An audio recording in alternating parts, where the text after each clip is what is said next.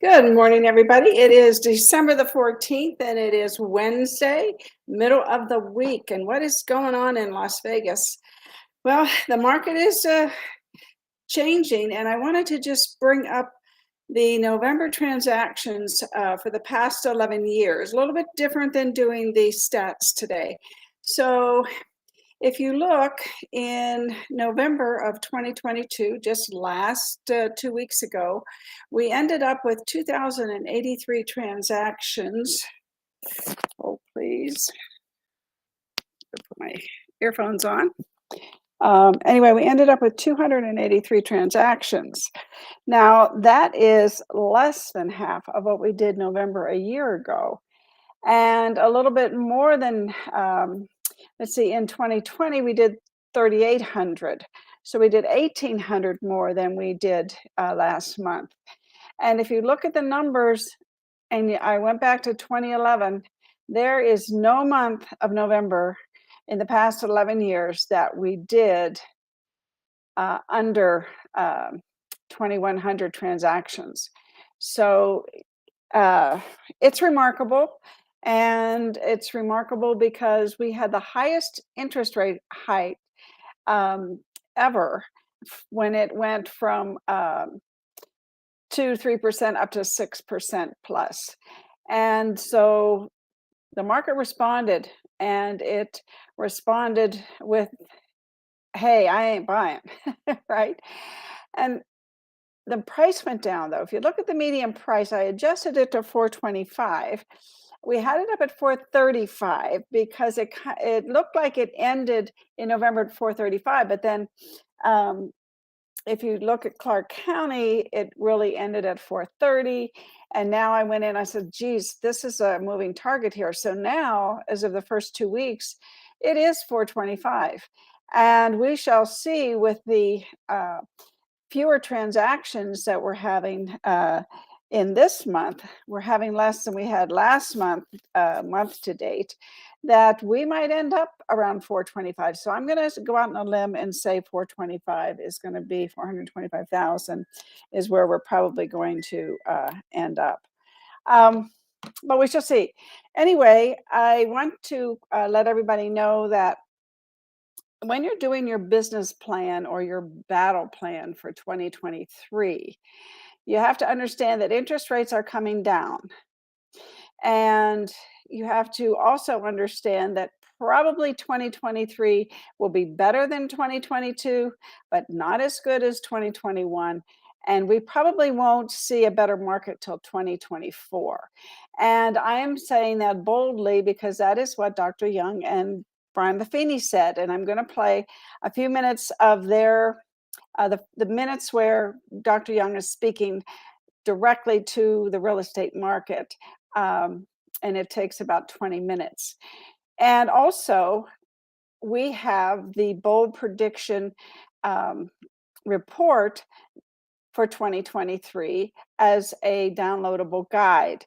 And I am going to post that in the group. And also, if you have an Agent Formula website, that is going to be one of the downloadable guides available to you to use on social media and in your email marketing. We just also published the buyer's guide for 2023, and I will tell you that by tomorrow we will have the bold predictions downloadable guide, and we will have the Sellers 2023 downloadable guide. So if you're Agent Formula members, you can take advantage of that and post those all over social media and hopefully your Google business page as well as a product. Anyway, let's move on here because I mentioned email marketing, and we are going to do we normally do one or sometimes two Las Vegas Market Watch blogs per month. I was thinking that this month what we will do is possibly do one the end of December. We might scooch it over to the 1st of January to play what Dr. Young has to say about the real estate market. Now, the entire bold predictions is got three parts to it. The first part, though, is what your consumers probably want to hear. The second part, Brian Buffini talks about his perspective. And then the third part, he talks directly to agents and how we can prepare ourselves and our clients for what's going on in the next 2 years. And he speaks directly to agents. So I don't think that that would be appropriate to send out to the database, your database. So I'm going to I've already cut the bold predictions video into 3 parts, and we're going to watch the first part today. The second part, I may have to cut out some parts of it that don't apply to consumers, but I haven't done that yet. Anyway, my point is that your email marketing is really the only thing that you really own in this social media world we live in. You know, TikTok may be gone just because of the influence that it is having on children, and also that it is the Chinese are actually taking all of our data and creating their own artificial intelligence using what Americans are doing, and then they're not even giving Americans everything that they're giving other countries across the world when it comes to who they're showing in your feeds. So there's a lot of things going on with TikTok, and some of the bolder people are saying that we are probably just going to not allow it in America. So we shall see. We shall see. But the one thing that you do have control over is your database and who you send things to. That is yours, 100%. So I am going to play a little video. I heard Jason Pantana today, and I was really jazzed about what he said because he and I tend to think a lot alike. And let's see what he has to say here. I'm going to mute myself and we'll play him. It's very, very short. And then we're going to get on with the bold predictions. So here's a little kickstart for you to understand that social media is an unstable ground, and it is rented ground. Social media is kind of unstable. Hear me out. Algorithms practically change overnight, platforms rise and fall, media formats come and go. Oh, it's all vertical now. Instagram is so hell-bent on keeping up with TikTok, for instance, that it will practically abandon its core competences in reckless pursuit. At the same time, content marketing is modern marketing. I've said it before, marketing without content is like a bow without arrows. It's empty. It's without contents. So I'm definitely not advising that you cease your social media efforts. But don't let it be the end-all be-all. Don't paint yourself into a corner. What are you building, and where else are you leveraging your content? Blogs repurposed in postcards? Remember that thumbnailer video? Digital ad campaigns? Content creation is way too much work to limit its distribution. Given the ever-changing impermanence of social, it's critical to have at least 1 foot of marketing on a steady base. Like email, for instance. Always there for you, steady as a rock. So build your list of subscribers. At the risk of sounding controversial, email subscribers over social media followers. Video may be my favorite marketing format, but as far as marketing channels go, email is the GOAT. Social media is kind of unstable. So you just heard Jason Pantana say that social media is unstable and email is the GOAT. So as we continue to add downloadable guides and content information for you on our website, that is perhaps going to be your future communication of choice, as opposed to reels and stories and TikToks and 30 seconds, trying to give out information. Now, Jason's saying that we still should do video because you can email video, and on your website, you can still direct people to your videos. And I don't know about YouTube, because YouTube is not necessarily a social media platform. It is a searchable platform for what people are looking to find out things.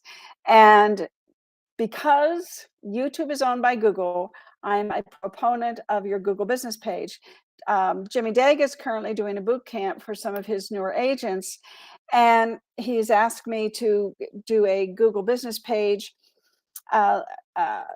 set up for agents, and I'm going to do that tomorrow, just to get everybody started I have a guide that teaches people, the things that you do, the steps that you take to set up your Google business page.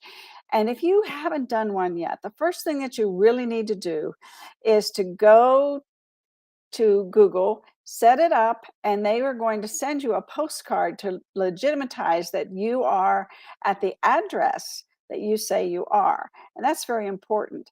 And I'm going to get into a little bit of that tomorrow when I talk to Jimmy's people. And I may just go ahead and do a video. I may video myself doing it and then share it with you all as well, because Google business page is very important to your profile on Google business. They call it a profile now, not a page. They've changed the name 3 or 4 times in the past several years, but it is still your Google business page, your Google business profile, and it is critical. And one of the things that I'm going to let everybody know tomorrow is that you can upload your database to the back of your Google business page. That is a very, that's kind of like a hack. I don't think a lot of people know that.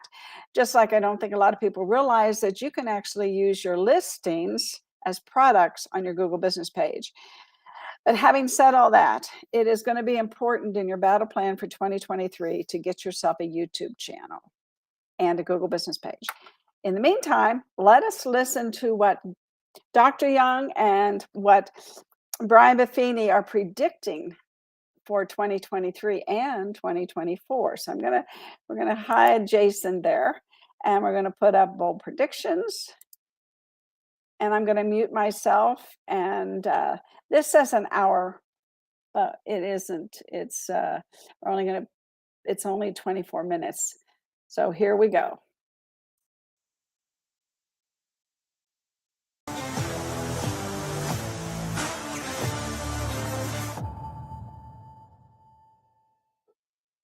Well, top of the morning to you, and welcome to our annual Bold Predictions show. This is our 15th annual broadcast, which includes the state of the market, the forecast for the upcoming year, and how to prepare yourself and your business for what's coming. We're glad you've joined us today. We have 3 major areas or points we're going to cover today. We're going to do, first and foremost, a market and industry update with our great friend, Dr. Lawrence Yun. Then I'm going to share with you my bold predictions, and then specifically coach you up on the 3 opportunities that exist in 2023 that you may not be aware of that can help you have a banner year. And so, as I mentioned, this is our 15th annual bold predictions. For the last 5 years, we've had Dr. Yun as our guest, and we'll talk a little bit about it today. But we have a pretty good record, Dr. Yun. We have forecasted quite a few things that have come to pass the last 5 years. Dr. Yun, for those who don't know, is the chief economist of the National Association of Realtors and oversees their research group. And we're honored to have him back with us today. Lawrence, welcome to our broadcast. Good to see you, my friend. Hello, Brian. Thank you for having me. Always good to talk to you. I know the market is a little rough right now, but we need to look at the data and see where things are going. Well, again, we've had a pretty good track record together of helping people prepare. And we shared with them what was coming. We told them the rates in 2020. We were telling them the rates were going to increase by 2022. Make hay while the sun shines, and help people buy homes as a hedge against inflation before inflation was an issue. So our track record's pretty good. I think on one hand we have some sober information to share, but also some encouraging information for a lot of folks. And so let's kick it off with some stats. That's what they look for. The first thing I would love to talk about specifically, kind of get right into it, is let's talk about pending home sales, because that's really a great indicator where the market is. Oh, the pending contract signings have been coming down throughout this year, and it's for a simple reason. Mortgage rate was rising, then rising, rising, rising. It always moves in the opposite direction. But we should note that the pending contract, during the lockdown, it crashed because we were stuck at home. Then once the economy reopened, there was a bursting of activity. So, second half of 2020, 2021, fantastic real estate activity. But this year coming down. So once mortgage rate begins to stabilize, pending contracts should stabilize. For sure. And a little bit of gravitational pull there, right? You have an overheated market, and then it gets to level off. And obviously, Agents get freaked out when the market's raging hot because they can't help their buyer find a home, and there's inventories is too quick. It's this hectic pace. And then when it stabilizes to a more solid, pace, people are freaked out because it's change, and no one likes change. And so obviously the rates have artificially been increased. The Fed's been very heavy-handed. I predicted 6 rate increases this year, and we'll have 6, but I didn't predict so many of them being 75 basis points. So they've been somewhat heavy-handed. They initially were talking about a soft landing, which you and I did not believe in. But so because they were a little underprepared, now they've kind of overcorrected. And so let's talk a little bit about rates. Everyone wants to know what's going on because obviously that affects so much of people's purchasing decisions. But I'd like to get a little wonky with people for a second. I want to talk about the rates, but I also want to talk about their connection to the 10-year treasury yields. And again, I know that's a little technical for a lot of people. I think it's helpful to educate people how this stuff works, because then they'll understand why we're able to forecast the market so well. So let's talk about the 30-year mortgage rate for right now. The 30-year fixed rate mortgage reached 20-year high. I mean, we have not seen the rapid increase in such a short duration of time. So to go from under 3% to above 7% within a short few months, I mean, this is a rapid increase, 20-year high, and key reason as to why the buyers are retreating. I would say for the most part, the buyer confidence about the real estate is there. It's just that they cannot afford a much higher interest rates. Right. And there's no doubt. I mean, it's like downshifting in a stick shift car. They are grinding the gears to try to correct an overheated market. We have government spending that drives so much of this. We had so much money printed into the system. And now the Fed, which to some degree you could say is almost working contrary to government policy, is trying to downshift. And so it's not so much that the rates are ridiculously high, 7%. I worked in rates when it was 12 and 13%. It's just the speed of that. And I think that's what's taken so many people off guard. It took 4 months to radically change the rates like that. And so that's really been the course correction. Let's get a little wonky here for a second, Lawrence, and talk about treasury yields and the 30-year mortgage rates, why those two are connected. And maybe you can explain to folks what a 10-year treasury yield actually is and why they're so connected. The U.S. government, they are collecting tax revenue, but spending more than that, so they have to borrow some amount. So the interest rate that the U.S. government is paying, in essence, is the blue line that you see on the screen, the 10-year treasury yield. And in America, I mean, there are some blessings in America with the government-backed mortgages. Much of the mortgages go through Fannie, Freddie, or the FHA, Veterans Affairs. And consequently, this mortgage rate that we are seeing is for home buyers and not homeowners. Unlike, say, people living in Ireland, Australia, when the central bank raises their rate, next month, homeowners' bill rise, Yes. but not in America. Mm-hmm. But for home buyers, it's a difficult situation. But when the government interest rate rises, naturally, that's going to push up other interest rate. And what we find is that the mortgage rate and 10-year treasury generally moves very similarly together. Right, which also should give people a little encouragement to know the forward-looking forecast for themselves of where things are at. Obviously, right now, I have treasury bills that I bought because they're paying me 4.3% than having the cash sit in the bank. And so then they loan that money out, and the banking system borrows that money and then relends that money again. So there's a very much a direct connection between here's what the U.S. is paying for its debt, and then here's what the banks will then charge on top of that. And so it's super connected. And we have a little graph here that talks about the abnormal spread between the 10-year treasury and the 30-year mortgage. And maybe you can speak to that. We have a little bit of an anomaly going on right now. We have a bizarre condition because normally the spread would be 2 percentage points. What it in essence means if government can borrow at 4%, mortgage rate should be 6%, 2 percentage point above that. But what's happening now is that the spread is much larger than normal. There's only 2 occurrences which this happened in recent history. One was when the Lehman Brothers went bankrupt during 2008. There was a massive panic in Wall Street. So for a few months, it was abnormal spread. And the second occurrence was when ugly COVID arrived to the country. We were locked down. People did not know about the future. Some degree of panic in the mortgage market, treasury market, so wider spread. But one thing to note is that this wide spread begins to diminish quickly over time, within say 3, 4, 5 months. But right now it is abnormally high. Once this spread returns back to normal, mortgage rate could possibly be in the say under 6%. I think that's a possibility. Yes, I do think that. And obviously right now what we have is lenders are also charging points up front because they know the rates are going to change. They know it's inevitable. Like the Fed has already signaled, hey, there's one more rate hike coming this year, but there's a pretty good chance it won't be 75 basis points. They are going to stay vigilant in chasing after inflation, but we're going to start to see some easing, certainly in the pace of the rate changes. And then with that, the banks, the mortgage companies, they still need to make money. So they're charging a lot right now because they know when the rate changes, people are going to refi. So these mortgages they're making are going to have a short-lived span. So they're trying to make profit on it now. So we do have a lot of factors all hitting the interest rates right now. It is a little tough. Would you say from a rate standpoint, we're past the worst of it at this stage? Mortgage rate 7%. I don't think we will get back to 7% mortgage rate. Yeah. So we are past the peak. The key question is how fast could the rates decline? I don't anticipate any rapid decline. Yeah. Now, narrowing of the spread will definitely help, but also the Fed.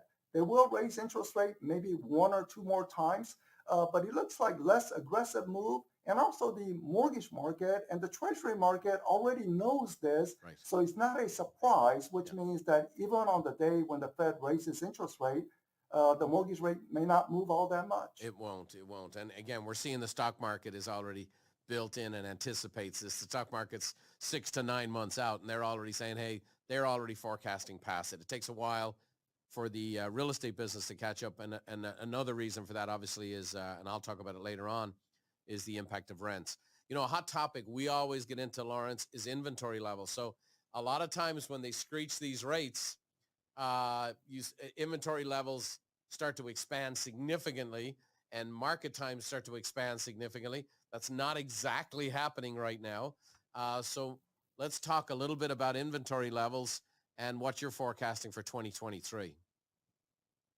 So first on the raw number of counts of inventory available on the market today, it is very low, little over 1 million. Contrast this to back in the 2009-2010 period when we had 4 times more inventory, foreclosure crisis, job cuts, people are forced to sell their home.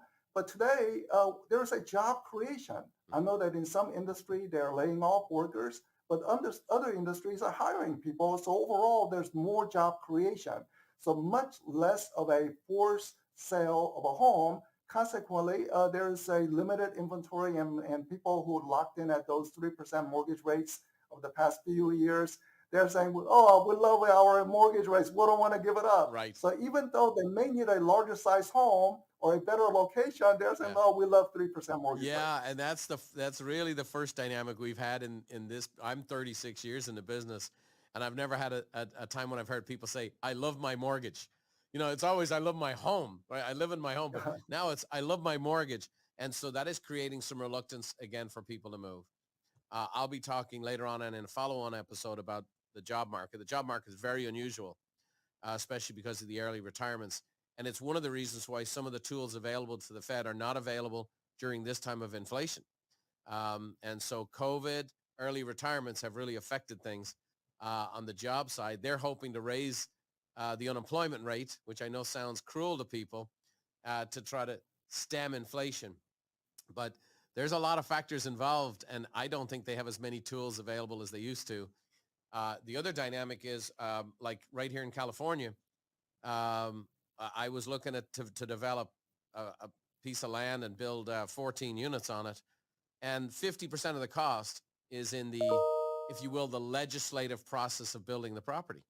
And I looked at it and I go, and the truth of the matter is the rate of return for this investment with a high risk was 3.2%. and I'm getting 4.3% in treasuries. And I know that doesn't solve the housing problem, and I didn't house 14 families, but you've got to make it in people's best interest to invest and to develop. And the states that are actually encouraging development are seeing rapid rises in the states like where I live, where they kind of make it a little punitive. Inventory levels are going to still remain excruciatingly tight. And with that, it gets into something that you and I talk about a lot. Both of us have a great concern for this. We're both immigrants. We both want people to do well. Housing affordability. What are your insights on the state of housing affordability?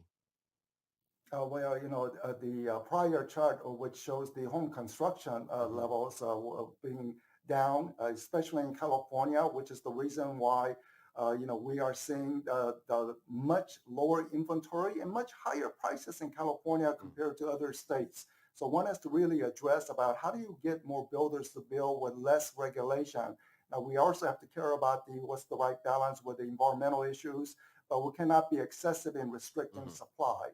But related to the affordability is that with much higher mortgage rate, just punch the number into the mortgage calculator. All high school curriculum actually include mandatory punching into the mortgage calculator so people will be prepared in the future about changes in mortgage rate and mortgage payment. But once one do that, for a middle income family to buy a middle priced home in America, it used to be people earning $50,000, $60,000 income. Well, they could buy a starter home. That was possible in America.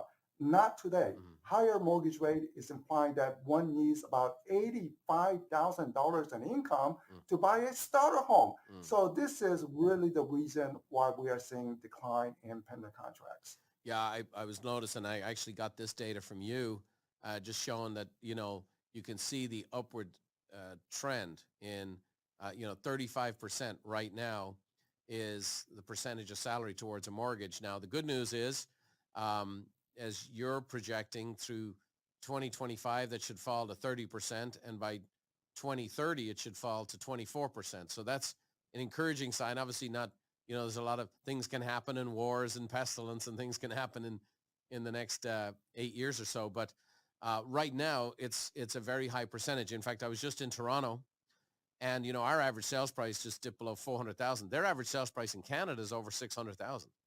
And housing affordability, they're looking at ratios in excess of 40% to buy a house. And so people are really being, the house rich and cash poor. So housing affordability continues to be an issue. With that, again, let's throw in the soup. We talk about interest rates. We talk about affordability. Let's talk about housing prices. And I'd like to talk about the near term, and then a little bit, let's get out a few years and talk about the long term. Again, you shared at the National Association of Realtors, NAR Annual, some stats here and a wonderful graph I'd love you to talk to. But basically, people expect, and there's a lot of articles. I just read something yesterday, prepare for housing Armageddon, housing capitulation. There's buyers who are waiting and saying, I'm just waiting until the prices come down 25% in order to buy. Maybe you could speak to that a little bit about what's happened the last few years and what's happened in the next few years to come. First on the data, data is indicating that this year, once all the numbers are in, that median home price will be roughly 10% above last year. So people who bought last year certainly is getting gain.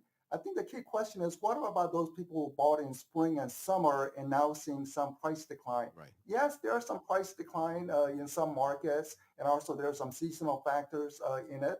But as one looks back, the long-term trend, people have to wonder, what was the median price of a home back in 1970, 1980? So believe it or not, in 1970, if you don't believe it, talk to your grandmother and they will explain. It was $23,000 for a typical home. Right. And now today's median home prices are closer to 320, 350,000. Yeah. So it just rises. I mean, inflation is a terrible thing for every day, but some asset valuations steadily rise. Home is one of these largest asset most middle class families hold on to. And going into the future, I mean, no one can know for exactly what the future is, but it's not unreasonable to assume, well, prices will be rising because of inflation. When there is an inflation, people get higher paycheck, not an improvement necessarily in standard of living, Hmm. but just to catch up on the inflation. Right. Social Security recipients next year will be getting 8% cost of living adjustment. Right. So inflation is terrible, but we also have to recognize there's some growth in income, Yeah. and consequently that also leads to support for home prices. It's a strange world we live in. The politicians will take credit for giving the retirees more money, but it's because they have to, because the rates, inflation's gotten so high.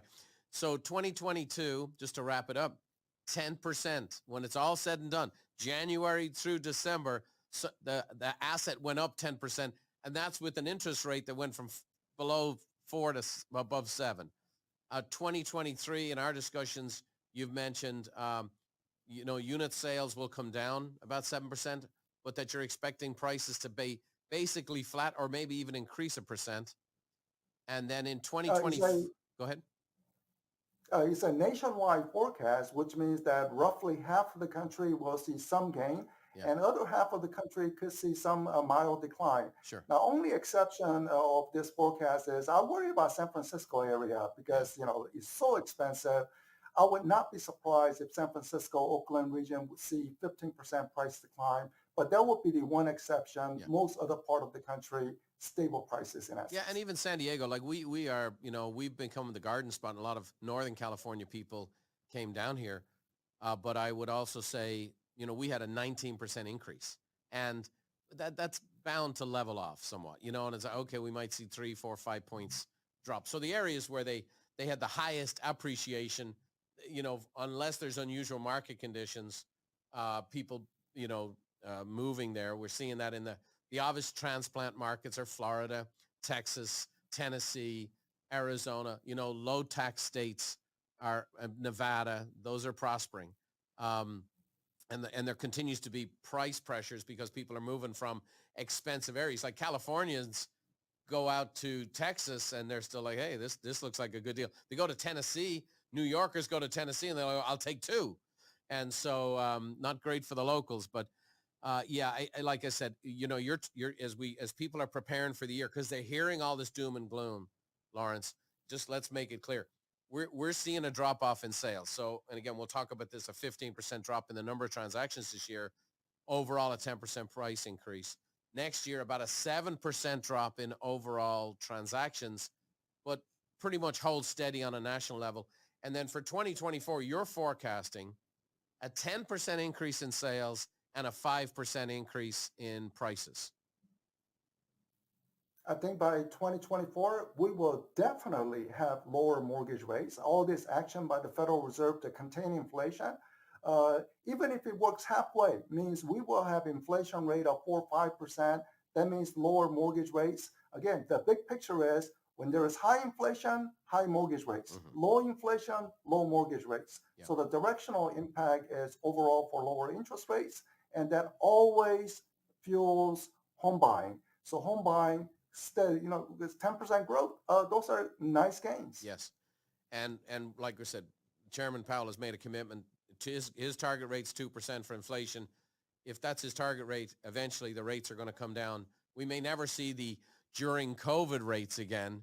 I have a loan on a property at 1.875. I wouldn't bank on seeing that again anytime soon, but I think we're going to see better rates, and it does help.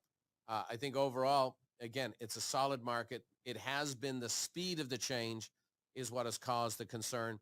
Real estate companies have been laying off thousands of employees. The stocks of certain real estate companies are at all-time lows.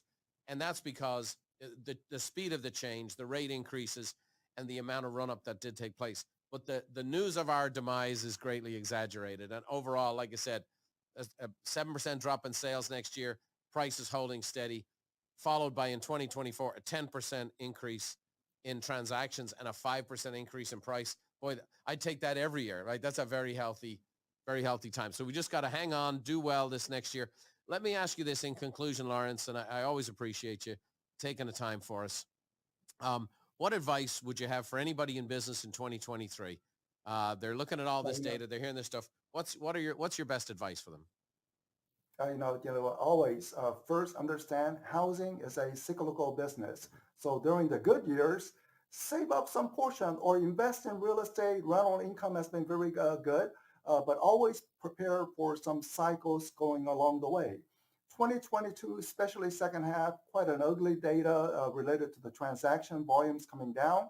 But 2023, I think we will begin to see some stabilizing and possibly even begin to see some increase towards the third and fourth quarter. Now, annual total will still be down, but I think we will begin to turn the corner because mortgage rate, I believe, has already peaked and is on the way downward. You bet.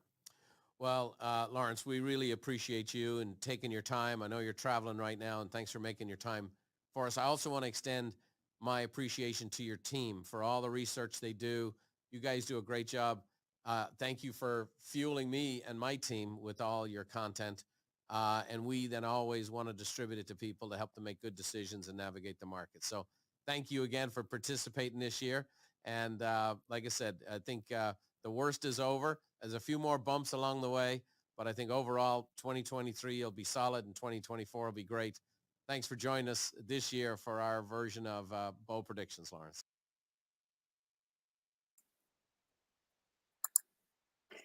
So that was very informative.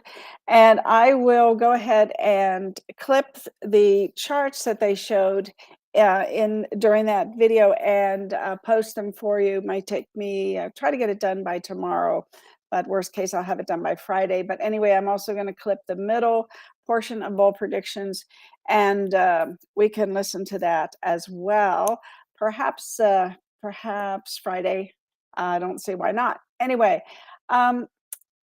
this chart I showed everybody because you've got to get your battle plan together. And then I talked about emails because that is one way that you can touch all of your, you can touch the people who are your past clients or your future clients. This is such an opportunity. Change always brings chances, and you can have the opportunity to help your people that you know, people that you've met, whatever, understand the market and where it's headed. And I can't think of I mean, I put all my faith in what Brian Buffini says and also Dr. Young. The research is unbelievable. And like Brian said, in the past years, his predictions, along with Dr. Young's, have always been spot on. You saw the chart of where real estate is going, where it's been in 1970. It would cost $23,000 to buy a house. Yes, that's unbelievable. But you can see how it's going to continue to increase in value. Inflation right now is hurting people. If you have $1 million in the bank, you really, when inflation hits it at 8.5%, you have 800 and whatever $1,000 in the bank effectively, because it just really takes its toll on that amount. And why not put it in real estate that appreciates? There's never, you always want to tell people, don't wait to buy real estate and wait. And you can back that up with that chart. So anyway, let's see what else we have going on here. We have a class on Friday, risk reduction. Lots of things going on in the cyber world, as I'm sure you know. You probably heard on TV. Different companies that are being hacked, different data that's being suppressed, all kinds of things going on. And Kane is the technical guru, if you will, when it comes to risk reduction and the internet and your phone. They can now hack your phone. Lots of things that you will want to know and want to share with your clients and friends and family. So please sign up, go to be.vegas. It's Friday from 10 to 1. We look forward to seeing you there. And you all have a wonderful day. And I hope you enjoyed what Dr. Yun had to say and listen to it a couple times, because it's a lot of information. They've spent a lot of time accumulating that information, and it's all verifiable. So you can trust it and you can share it, hopefully through email and on your YouTube channel and your Google business page, on all those places that are a little bit steadier ground than regular social media. Okay, everybody, you have a wonderful day. I'll see you Friday, and Please, please, do me a favor. Get your battle plan together. Understand what the market's going to be. Understand what the market's going to be next year and prepare. Prepare yourself. Get your financial mind ready, as Grant Cardone always says. Get your mental financial mind in gear, and realize that you might not be doing as many transactions unless you prepare to do more transactions. See you all Friday.